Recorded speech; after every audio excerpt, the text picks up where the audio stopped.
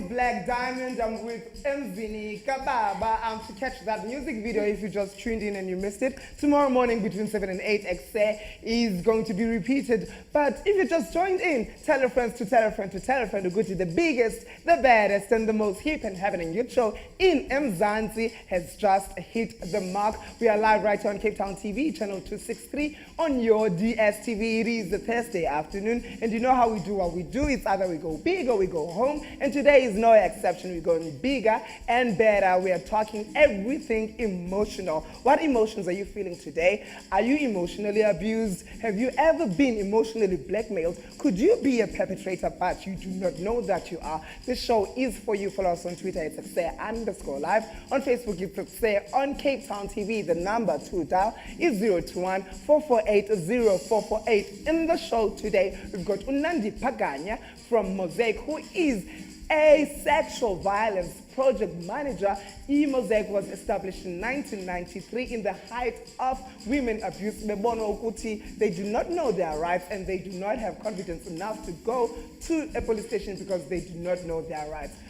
In Gayo, they cannot take care of their children, their livelihood, and now that project was put in store for women like those to know that they've got rights. We also have Albert Fritz, who's from Parliament, we deputy and a DA leader up at Western Province, who is heading a social development ministry. He's going to be telling us more about what they do with development in the cabinet to help assist abantu who are emotionally abused. Last but not least, we've got Amy Adams, who is a senior clinical psychologist, who's going to be talking more about emotional blackmail. Is it a crime? Is it something that you can do to a friend, to a colleague, or is it just into a relationship? We get to find out more about that. Amy, Mayor, as well as Awonke are also in the building because I never roll alone. It is going to be a wonderful hour, so make sure that you do not go anywhere today. We're getting educated.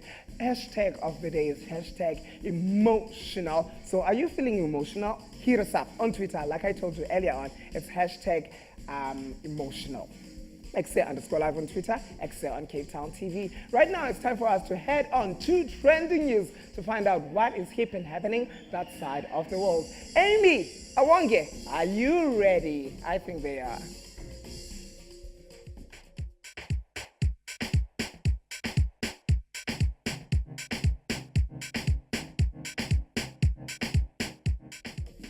Definitely ready. We're definitely ready. Everybody. Yes, let's just get straight into it. Let's tell them what's happening in and around the world. A lot has been happening. We're going to Yeah. catch you guys up in a minute.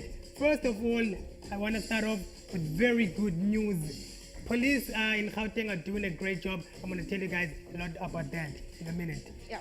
The police have arrested 2 more suspects in the Mondio High School stabbing. Breaking news this morning, Gauteng police have made a breakthrough and arrested 2 suspects in the Mondio High School stabbing in the early hours of Thursday morning, bringing the number of arrested suspects to 3, with one of the 3, a 13-year-old, arrested yesterday. The suspects were arrested in Soweto and Naturana, ages both 15 years old, which brings the total number of the arrested suspects to 3 within 24 hours. Captain K. Mazibuko confirmed this statement in the morning on Thursday. This comes after the grade 11 pupil Ukulani Matebula was stabbed to death on his way to school on Wednesday morning. Sad news, but progress as far as the police making arrest in 24 hours. Toodles to you. Definitely. And Fees Must Fall is back on the news again with the EFF National Provincial List. So it goes like this. The EFF has revealed its national list as well as young party leaders who could join the National Assembly after the general elections. The party released the national list on Wednesday shortly after the Electoral Commission of South Africa IEC deadline of 1700 hours. Student activists who are involved in the Fees Must Fall movement, you probably know them, Naledi, Vuyani, Pandu, and EFF Students Command President Peter Ekse, after they appeared on the list, which are of 200 candidates. And I mean, that's brilliant, actually. That's really, really brilliant. forward with AFF. They're doing amazing jobs in our universities. I'm proud. As I'm a student at CPUT, I see the progress. But anyway, moving back to Cape Town, man believed to be an Uber driver stabbed to death in vehicle in Cape Town. Police are investigating the death of a man believed to be an Uber driver who was stabbed to death in a vehicle in Brooklyn, Cape Town on Wednesday evening. The circumstances surrounding the death of a taxi driver are being investigated by the Maitland police following an incident last night around 10:35 in Van Street in Brooklyn, said Lieutenant Colonel on Thursday. The unknown taxi driver was stabbed to death inside his vehicle during an apparent argument with two male suspects who are yet to be arrested. Any person with information was requested to contact the Crime Stop on 086 00 10 111. The number is 08600 10 111. So if you have any information, please do call that number. Yeah, that is really unfortunate, hey, on what happened to the Uber guy right there. But from shooting, stabbings, and fights to fatal tragedies, the first term of the 2019 academic year in Gauteng has been a difficult one. There was a Driehoek tragedy where early in February, South Africa woke up to the news that a concrete slab had fallen on 26 pupils at Driehoek High School. That is so tragic, resulting in the death of 4 and injuring several others. Next after that, the Liverpool High School death, where a matric pupil collapsed and died at the school in Benoni, if I'm saying that correctly, which occurred in February during a physical training session. I mean, physical training sessions can be real hard, hey, if it comes to that point of training. Definitely moving on to the next high school now. We also had the Doan Glen High School shooting circumstances circulating in the media, where 18-year-old pupil at the school was caught in crossfire in February when gunmen entered the premises of Denenglwe High School in Ekurhuleni and started firing shots. Yep, that's it. That's all we have for you guys for the trending news today. Interesting times, but tragic things are happening out there. I do not know why that is. 02144804448. Do dial us or can you go social media right now? It's time for us to hit on an ad break, and when we return, we talk more about emotional abuse. Make sure that you do not go anywhere. Don't go anywhere.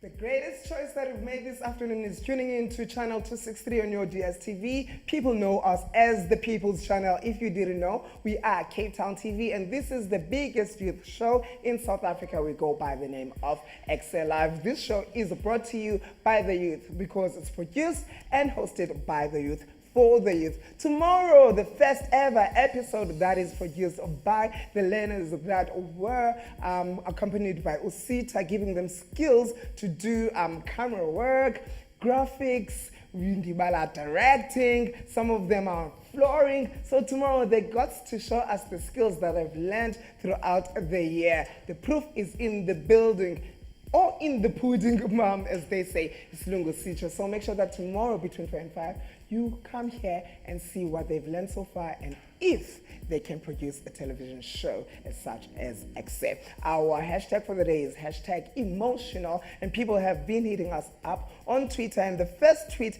comes from Uyanko, who says, I am a survivor of hashtag emotional, physical, sexual, and domestic abuse and neglect. I share my concerns about indigenous Alaskans, rural Alaskans, as well as South Africans, and healing and recovery from childhood trauma. Thank you, Ekse, for this hashtag so we can talk about our emotions. And then the other one is from Eric, who says, this is what I've been waiting for so long. Another episode of Ekse Live, hashtag emotional. Now, we are joined by a minister, Ikamalake Albert Fritz. He's also a leader in the DA, when there is social development, and he's here to tell us more about the department and what they do for emotionally blackmailed and emotional abused people up at Mzansi, Africa. Welcome to the Yellow Couches, sir. How are you? Yeah. How far can you remember? When last were you youth? Oh yeah, I missed that part. What about 40 years ago? 40 years ago. 40 years. Okay, now you're part of us. I hope that it rubs off. Thank you. Okay. The spirit is still youth. Okay, I want to find out, what is your department doing? What is your duty? Yeah. Let me start off by saying Yeah. that the Department of Social Development really touches your life from when you are born. In fact, I would say pre-birth, and I'll tell you why pre-birth, right to when you die. So we have, if a mother drinks while she's pregnant, that child will be born with fetal alcohol syndrome. Yes. And that child will be a social development child forever. Because he will be completely intellectually challenged for the rest of his life. So it's from birth, all babies, first 1,000 days, right up to school, they're in our care. You know, our early childhood development really makes to the stimulation, intellectual and otherwise, of all children, whether you're poor or not. And I'll talk slightly about that when we, as we go on. And then from the child, as he continues, in terms of the Children's Act, until 18 years old, is also in our kind of domain, our jurisdiction. So anything that happens to a child from when he's born right to 18 falls within our. So in terms of the Children's Act, we are responsible for that child. And we're almost a kind of animal of statute, you know, a creature of statute, because that act determines everything. And of course, there's the Child Justice Act. Yes. Which is the other thing. Any child who commit crime under 18 falls within us, and we look at alternative forms of punishment, alternative forms of sanctions. Then we have, and I think to your more appropriate or directly to your kind of program, we then have, and sorry, all that about children is called the child protection sector or program. Then we have victim empowerment programs and crime, you know, where we prevent crime prevention programs. That's very specifically geared to women and children. To women who are any form of abuse, whether it's, you know, as we said, sexual, emotional, financial, all of that. And we try and create alternatives for women, specifically where a woman is dependent on a man, but he's the perpetrator. So we have something like 18 shelters in the Western Cape. Wow. And Sarkibat is the most famous one of all. You all know about Sarkibat. So that gives women an alternative to go into. I've seen women arrive there literally down and out, you know, walking next to their shoes, really. And then you see them in the program, and the program is always about empowering women, saying to them they have the power to actually break away, but also to upskill women so that they can get a job, you know, outside of depending on that man. And we're now funding that, the skills part far more aggressively. And then from there, we also try and place them into positions, into work.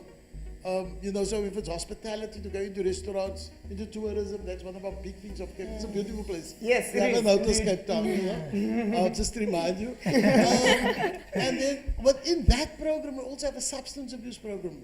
Within that, because many women, after so much of oppression and frustration, then go into substances. We also have that in the program now, which is a first in South Africa. Then, of course, this other program we have is the substance abuse program, which is a full program. We're 25, we started off in this province in 2008 with only 7 treatment centers. And I want to emphasize in and out patient, because everyone thinks it must just be inpatient. All those rich people go to those. No, in and out, we now have 55 treatment centers. We have a number of centers based at schools. You know our children, when we were in stand 6, we all tried to be naughty. And you try smoking a bit of dacha, you know. Now, if they catch you early, we can stop it early. And so it's an important point. And then some of the other programs that we do, which are very, very kind of, which still also deals with the statute, are the older persons program. I said from baby to old. We have the older persons program, any form of abuse of old people, any form also of accommodation, levels of accommodation, self-sustainable accommodation. Many people want to still be independent living. You know, so all of that. But there's one program that I'm really passionate about, and that is the foster care program. The foster care program, the program also that when in terms of the Children's Act, if a child is being neglected, the child can be removed. Now I'm arguing we must get a last resort must be any form of institutionalization. Yeah. Any form of into like, you know, an orphanage, what we called in the old days, it's now called child and youth care centers. So I'm saying, if you can really find and we really check parents out, there are many people who want to have children. And I'm not talking about adoption, I'm just saying who will care for a child in foster care. They get a stipend or a grant.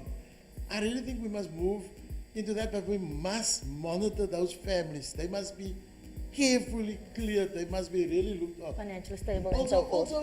You know, abuse may happen in those families. You may remove a child from another, and then, so we must really be, you know, vet them properly, and really see that the child can get an opportunity.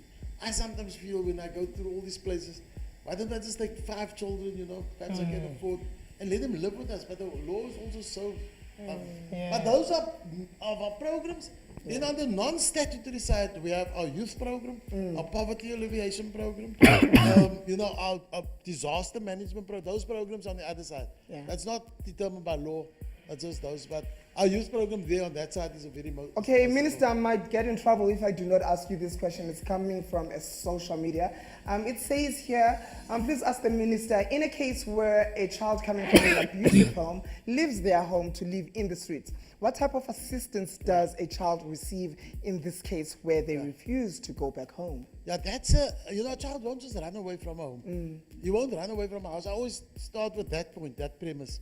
And I tell you, we have a number of instances where the city improvement district, and I know they want to just clean the streets sometimes also, but where they really try and get children off the street, they then bring them to us. We have a raw center. Now, the raw center means it's admission and where people are observed, children are observed properly, and decide, and where a whole program is worked out for my 8-week program, to see how do we get them reintegrated with the family, but go check out the family, because a child who runs away, there are other issues there. So they will then go and do the whole issue with the family, because the whole idea is always to reunite families, and then eventually, unfortunately, many instances, a child will then be put into a place of safety. There's luckily many NGO places of safety that can give the kind of family feel, home feel. If you can't correct or work with that family, but the idea is to work with that family and really get.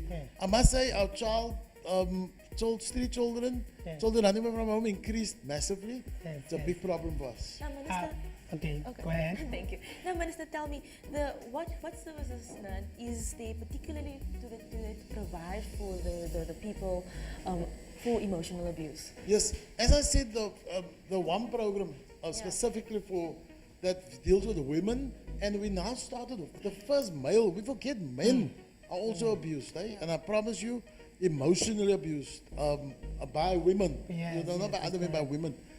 So we have those kind of shelters for specifically for women. That, as I said, Sarki Bartman is one of those amazing centers. But it's not only Sarki Bartman, there are many others. There are also shelters now, very specifically, of course, we can't say their names, because those are for human trafficking. So people are trafficked from other parts of the province or from the Northern Cape under a false pretext that they're going to get like a job and come here, they're forced to be sex workers. It's a form of physical, sexual and emotional abuse. Eventually some people, we just got a number of people out of it and could charge and prosecute the perpetrators. I'm very happy to say there are amazing centers for those people to keep We them see safe. some of the amazing work that they do. Yes. We also have our audience here in studio, and then some of them have burning questions. So we'll go to the audience for Thank the you. questions. Thank you. Okay, Minister, I just have one question. I know you guys have a lot of programs in place. Can you just maybe like give an update regarding the Youth Cafe program that you guys have, especially on the Cape Flats? That's a very interesting program and significant because yesterday I just opened the 11th Youth Cafe in a place called Union there. You know, it's like it's a place someone called deep rural because we think George is rural. George is more city than Cape Town. Deep rural is that place you drive an hour and a half and you still don't see the place.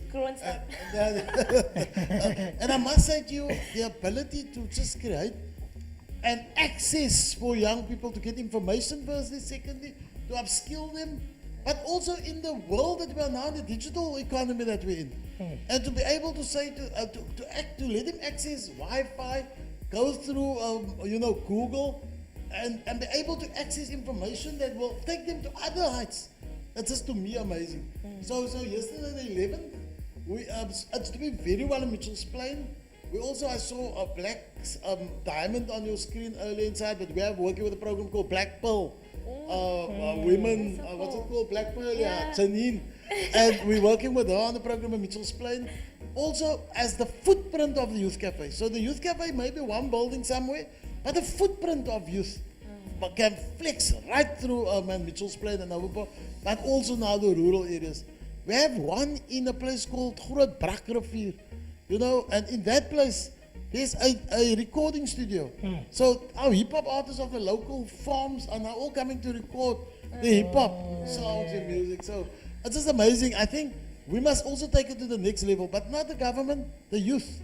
We must not let government do stuff for young people. Young that's people must do correct. stuff for them, so we must just facilitate the environment for you. So I'm looking forward to you moving in there with some new program and some of our programs and suggesting it to us so that you can go carry it out from a youth perspective. Yes, we also have one more question on the audience. Go ahead, real quickly. Minister, with all these deaths which are now aspiring all over the country, for example, we've had news earlier speaking about the children who actually are killing themselves, killing each other, and also killing themselves. So what is the department planning, especially for the Western Cape, in regards to that? How are you planning to work with schools to raise maybe awareness in terms of how these children are acting nowadays? And let me just, that's another significant question. Let me just say, one of the issues that I've always advocated, and we started it 2 years ago in Mitchell's Plain specifically. I'm passionate about Mitchell's Plain. Everything you hear just happens in Mitchell's Plain. Mitchell's Plain, literally. And what happened, we started with a program where we went in and offered all schools youth camps. And at the youth camps, together with the Department of Arts and Culture, that provided the buildings for us, and we brought some amazing facilitators in. And I tell you, we started to turn the tide. And we must continue with that. Not only for academic, we must also get a social context for young people, for learners. Not just they must be academically brilliant and bankrupt socially, that we look at that and we work with the department. Another very interesting point that we're doing, classes are so overcrowded. We now gave a number of schools teacher assistants that can assist the teacher with with maintaining order. You know how it goes into schools nowadays. But I'm not giving up. Where we have strong managers in schools, they are strong, and I'm not talking about military discipline. I'm just talking about basic respect for each other so that learning can take place and that people can intellectually flourish. Because when we get to university, We must be at the same level as all these other schools who are Yeah, bishops. yeah. And our intellectual ability to debate must always be primary. So thanks for that question. Okay, on the policy minister of funding NGOs for their provision of social welfare and community development, as amended in 2017, what would you say are some of the challenges when it comes to entirely implementing this policy? Can I just start by saying, in this province, we budget 52% of our budget, exactly 1.1 billion. It's a lot of It's a money. lot of money. Sounds like a I lot. must say that in Afrikaans. But it's a lot of money. Goes to NGO funding. Yeah. So that's 52% of our budget. More than half of our budget goes to NGO funding. And we fund more than 2,000 NGOs in this province. You know, and we will always try and make as fast as possible the funding for NGOs. Minister, thank you so much. I learned so much. Did you guys Yeah, learn so I much? did. That was I so did great, much. guys. I Let's appreciate the knowledge. Yeah, let's just check out this insert. That was the beautiful music of, what's his name? Reason, featuring Double HP and Nova, and that one is titled Endurance. You're still watching Ekse Live right here on Cape Town TV. You can follow us on Twitter at Ekse_live. Our hashtag for the day is #emotional. And joining us in studio right now is Amy Sabrina Adams, who is a senior clinical psychologist. We're going to be talking about emotional abuse and particular emotional blackmail. So we are glad to have you in studio so that people can learn and know more about emotional abuse, because sometimes you do not know whether you are being abused emotionally, because we're more familiar with physical abuse or verbal abuse and stuff like that. Welcome to Ekse, and thank you for joining us. Thank you. Thanks for having me. First and foremost, what is a clinical psychologist? So, a clinical psychologist is a mental health professional who can assess, diagnose, and intervene with clients or patients who are presenting with psychological distress, but we can also work with patients who present with psychopathology, so psychiatric conditions, more severe mental illness, such as schizophrenia and such. So what type of training does one go through to become one? You would need to do a 3-year undergraduate degree, a 1-year honors degree, a 2-year master's degree, which includes a 1-year internship at a psychiatric hospital, and then also a master's research thesis, and then you would need to do a year of community service as well. Amy, how would you best describe emotional blackmail?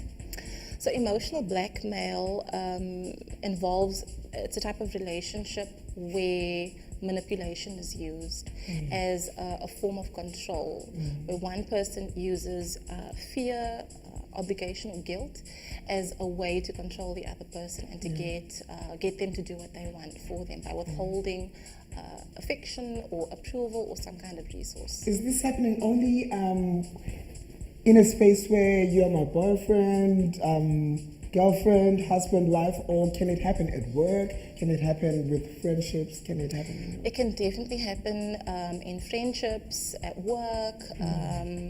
You know, it can happen in a school setting where kids are being bullied. So it's not just intimate relationships in terms of a girlfriend, boyfriend, but in various types of relationships. Yeah, so it's not just limited to romantic relationships. Yeah, no, it's not limited to just that. Yeah. I want to find out about some of the signs. Let's say I'm being emotionally blackmailed. What are some of the signs that I can look out for to be able to tell that I'm actually being emotionally blackmailed? So there are 4 types of emotional blackmail. The first is the punisher. So these are people who, if you don't do what they want, they will threaten punishment towards you. And then the next is self-punishers. These are people, they would threaten self-harm. So in extreme cases, if you don't do what I want, I will harm myself or even suicide. Then you get what they call sufferers. So if you don't do what I want, I will suffer and I'll make sure that you feel guilt and I'll make you know that I'm suffering because of you. And then lastly, tantalizers. Now these are people who make you do what they want with the promise that they will give you something in exchange what it is that you're doing. So which people are most likely to be affected by emotional blackmail? So it's the type of people who, in general, I suppose, are feeling a little insecure, unsure of themselves, have some kind of self-doubt, feelings of unworthiness, and they also tend to be very compassionate, take pity on other people, and they tend to take responsibility for the actions of other people. Yeah, it sounds like it would be someone that's taken advantage of you. And then, Yeah. is this a crime? Can you report this? Should you feel like, is it a You crime? can actually. It'll form part of emotional abuse. Yeah. For real, you And can go to the police station and lay a charge that Awonke is emotionally abusing. yeah, the laws in South Africa do protect us, so it will form part of emotional abuse. So some of the legislation would be Domestic Violence Act, and also for kids, the Children's Act, Children Protection Act, and I think in schools it would take the form of bullying. So you need to refer to your teachers and the school's bullying policy. And I think more recently, cyber security also. I think there was a bill passed in 2017 where even messages on social media, WhatsApp, Facebook, if there's any intention of harm, emotional, psychological, that can be viewed as unlawful. Consequences of emotional blackmail? So I think, if you are caught in an ongoing cycle of this, it can be quite vicious.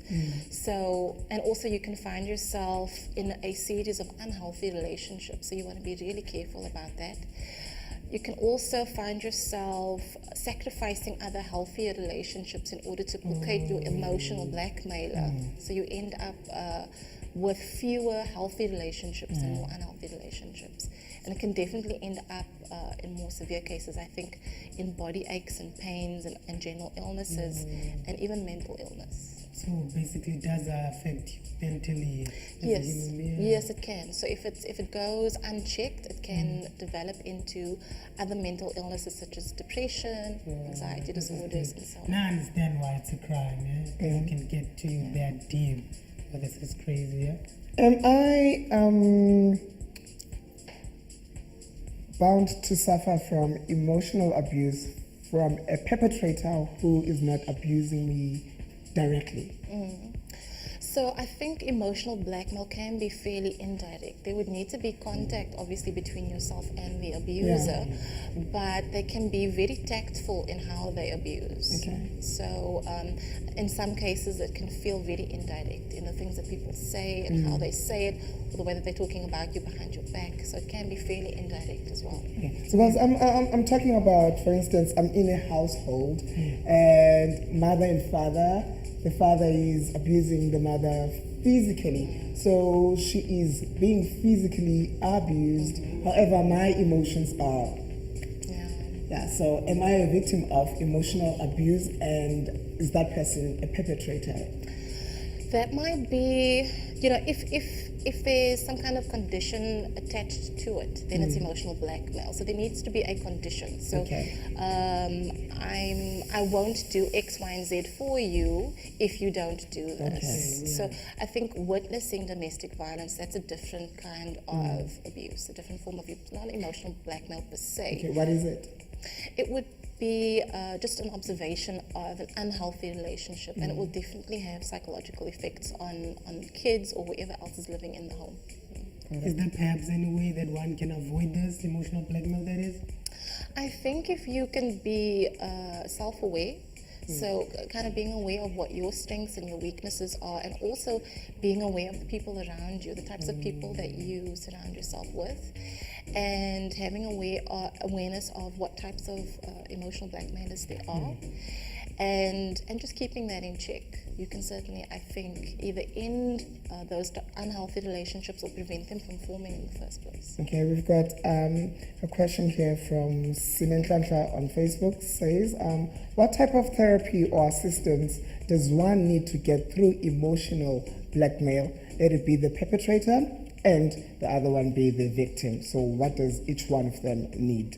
What kind of therapy assistance do those two need? I think for either one of them, it would depend on the extent of the problem. So I think for the victim, if you find yourself in that type of relationship, and there are maybe few of those relationships and you've entered into them for superficial reasons, then I think self-study, self-awareness, those kinds of things can get you out of that pattern. But if you've entered into those relationships and they are fairly entrenched and they are there because of deep-rooted emotional difficulties or even pathology of some kind, you would need to seek the assistance of some kind of mental health professional. So basically, you have to work on yourself as a human being for you not to be affected by. If you're so confident in yourself and you're content with who you are less likely to suffer from emotional blackmail. Is there perhaps any tips that you can give our audience to avoid such or perhaps build their character? You know, I think that any one of us is susceptible or not vulnerable, but could find ourselves in these kinds of relationships. So I don't think there are definitely certain types of people who would find themselves more likely to be in these relationships, but it's possible for just about anyone. And I think the tip would be that if you are in a relationship and you're feeling down and insecure and bad about yourself more often than not. I mean, let's face it, everyone has those moments when they're feeling down. But if you're feeling that way more often than not, you would need to reconsider your relationships around you and try to think a little bit more about possible emotional blackmail in your life. So people who are watching right now who feel like, okay, Amy is talking about me right now. I'm an abuser or I'm being abused, and they just recognize that right here, right now. How do they find you and to get help from you guys? So there are state services, province-wide. The best place to go is to your local clinic that we call our primary level of intervention. So you seek out the psychiatric nurse. It's usually, that's your foot in the door for mental health. And you let them know. If you're at school, you can speak to your teachers. Hopefully there's a counselor there that you can speak to. And then if things are more severe, it can, kind of escalate onwards. But you need to get your foot in the door through those avenues. Thank you so much, and you've learned a lot today about emotional blackmail and emotional abuse. This is Ekse. Everybody follow us on Twitter, it's Ekse_live. On Facebook, it's Ekse. On Cape Town TV, that number to dial 021-448-0448. Remember, the hashtag for today is hashtag emotional. Later on the show, we've got studio audience. This conversation carries on, so don't go too far. Ekse Live continues. Right now, it's time for us to take a quick break.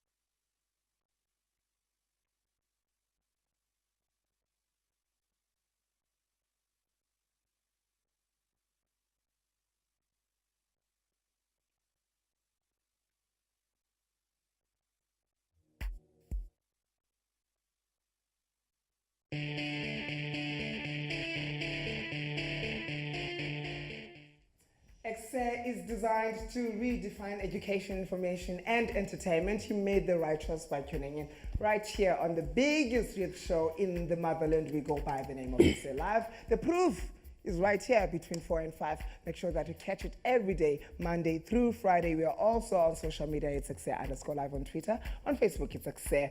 On Cape Town TV, that famous number 021-448-0448. We're talking today everything emotional. Our hashtag speaks for itself. It's hashtag emotional. Let's head on to it. Sarah V says imminent eviction, abusive friends and family, and even the night I came out of the closet as transgender. It's weird how clothing can make someone feel and how much clothing mean to people. Now I can think of those memories whenever I had to wear clothes that I don't feel comfortable in. Hashtag transgender rights, hashtag emotional. And this one comes from Samosa.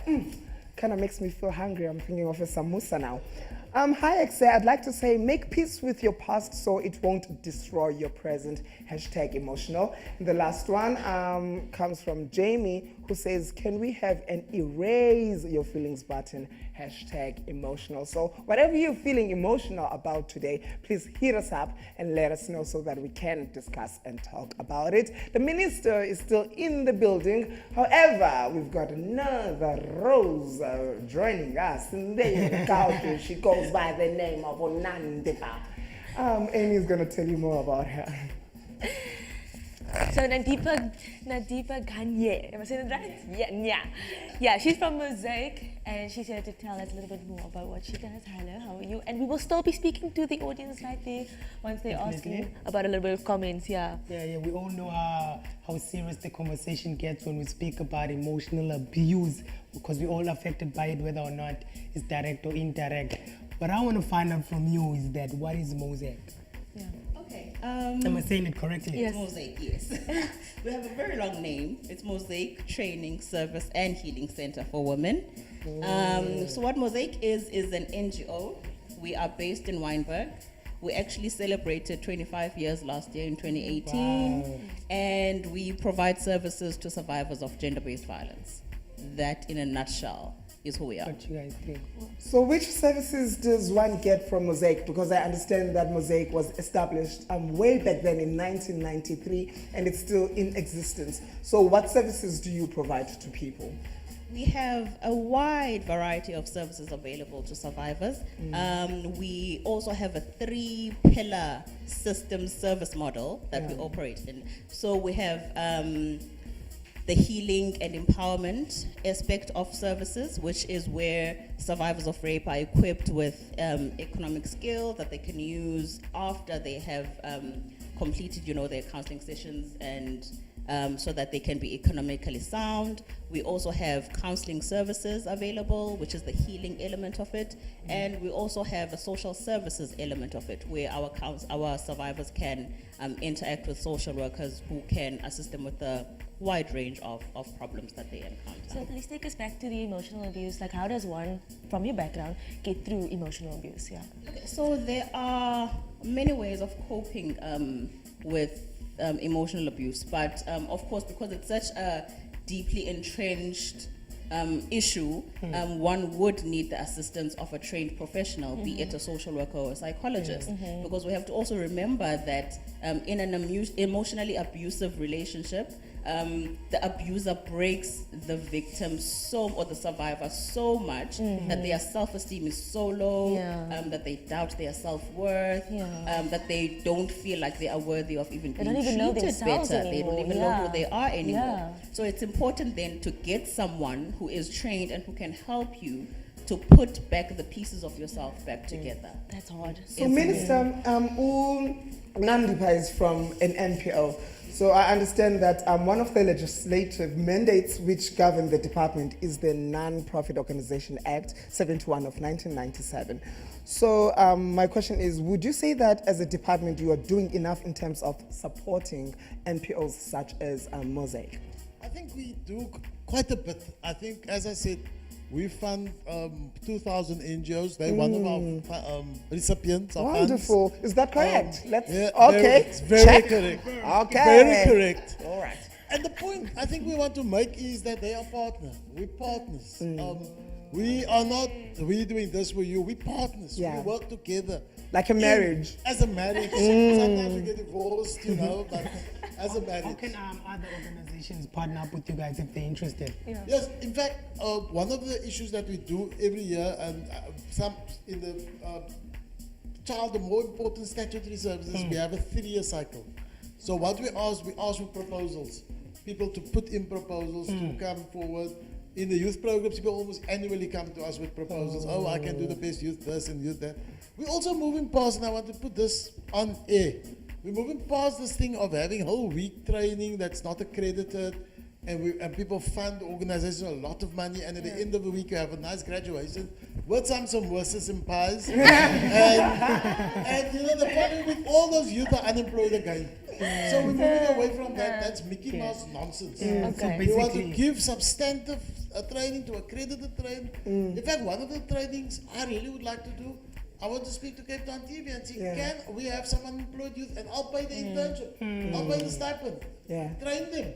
so not only are you giving Become people salespersons. fish, you are helping Exactly. them, teaching them how to So fish. that we get our young people to work, so that they can, you know. Before we go to the studio audience, I want to find out, because Mosaic was established because the height of EU violence against women, and they suffered in silence, and they didn't know that the law was on their side, hence the project started. So what would you say are the main reasons that women today, it's 2019, they choose to suffer in silence?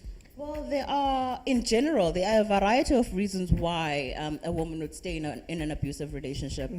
Some being that maybe she is dependent on, on the abuser economically. Maybe he's the sole breadwinner in the house. And also maybe she is so scared of what family and friends will think, should she leave this relationship? Because we also need to think that our society doesn't make it easy for survivors to come out.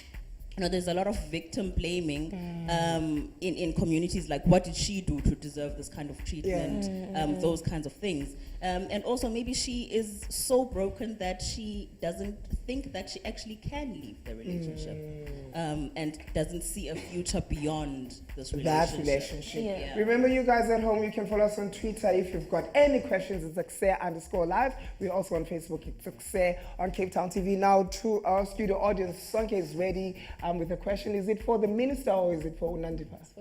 Sis Nandipa, okay. Yes. Nandipa, I would like to ask, in your organization Mosaic, are you offering free services or there's some fee that a person needs to pay? No, there is absolutely no fee that a client needs to pay. All our services are free to the members of the public. Okay, thank you. Zippo? To Sis Nandipa. Yes. Okay, my question is, do you deal only with people who are emotional abuse, or does also rape included in those things? So we deal with all forms of gender-based violence. So I'm a sexual violence program manager, which means I deal specifically with people who have been raped, but we also deal with domestic violence, we deal with physical abuse, we deal with all sorts of gender-based violence. Hi, Sis Nandipa. I've got a question. Where does financial abuse fit in at Mosaic? Like, for example, if you're in a relationship where maybe the only guy who's the breadwinner and the money, and you are so broken down that you're not allowed to give in toiletry money, this money, and you have to keep begging for money if you need something. Is that a form of abuse, and how's that helped? Yes, that is absolutely a form of abuse, and you termed it correctly. It is financial abuse. So the help that such a person would need is that one, they would need help in rebuilding themselves, rebuilding their self-esteem and self-confidence, and also, as I mentioned, we also have a training unit, which is the empowerment aspect of the work that we do. So at the end of the day, after you have completed and gone through your journey of healing, that you can stand on your own and be able to earn your own income, so that you don't have to beg for money, and so that you don't have to stay in this relationship where you are financially abused. I was on Facebook, was it yesterday? I think so, and we were having this conversation about men abusing women. Now this guy says, I had a girlfriend and she said to me, because Bebe Kabene, and he was giving her the silent treatment. And she went on to say, no better than to give me a silent treatment. He's not abusive, but she said those words. I'd rather you hit me than you give me a silent treatment. What kind of help does a person like that need? Because I feel like she's broken down mentally. You see, that indicates that she maybe has a history of An abusive, physical abuse. So Yeah. that is the only kind of attention that she is used to in Yes. a partner. So then if he's giving her the silent treatment, she's not used to that. Mm. And for her, the attention that she's used to is being beaten. So now he's not doing that. So rather do that because that is what I know. Obviously, that she is needs my help. way of interacting. Does Mosaic fit in Yes, Kwabantu Bahai? yes. Psychologically disturbed? Yes. I would call that's crazy. It's not crazy per se. It is. It Ooh, I'd is. rather you beat me. Sweetheart. But anyways, carry on. Yeah. So we do work with survivors like that. Okay. We do like I mentioned, we do counseling work with them. So we have social workers who will go through the process with the client, and who also, in the process show her that I'm a social worker myself, by the way.